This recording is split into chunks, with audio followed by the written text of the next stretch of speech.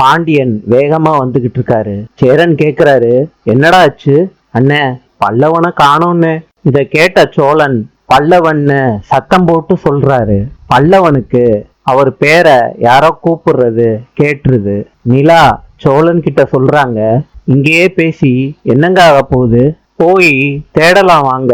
ஐயனார் குடும்பத்தை சேர்ந்தவங்க பல்லவா பல்லவான்னு கூப்பிட்டுக்கிட்டு பல்லவனை தேடிக்கிட்டு இருக்காங்க. பல்லவன் சத்தம் கேட்டு அண்ணே அண்ணேன்னு கத்திக்கிட்டே இருக்காரு.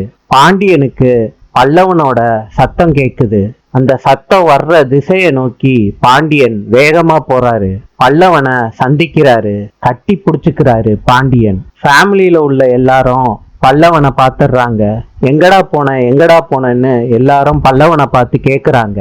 சோழன் சொல்றாரு, இந்த உயிரை எடுக்கிறதுக்கே வந்திருக்கியாடா அப்படின்னு சொல்லிட்டு பல்லவனை அடிக்கிறாரு. ரெண்டு பேரையும் சேரனும் பாண்டியனும் பிரிச்சு விடுறாங்க. சேரன் சொல்றாரு, சோழா, இனிமேட்டு பல்லவன் உன்னை தொந்தரவு பண்ண மாட்டான், வாடா பல்லவா நம்ம போலாம். சோழன் சொல்றாரு, நிலா, நான் என்ன சொல்றேன், அண்ணன் என்ன சொல்லுதுன்னு பாத்தியா? நிலா சொல்றாங்க, உங்க அண்ணன் கரெக்டா தான் பேசினாரு. சோழன் சொல்றாரு, என்ன நிலா, நீ ரொம்ப அட்வைஸ் பண்ணிக்கிட்டே இருக்க எனக்கு. இது எல்லாத்துக்கும் காரணம் நீ தான் நிலா. நம்ம மாத்திரம் வந்திருந்தா இந்த பிரச்சனையே வந்திருக்காதுல்ல. சோழன் பேசினத நிலா கேட்ட உடனே கண் கலங்குறாங்க. நாளை சந்திப்போம்.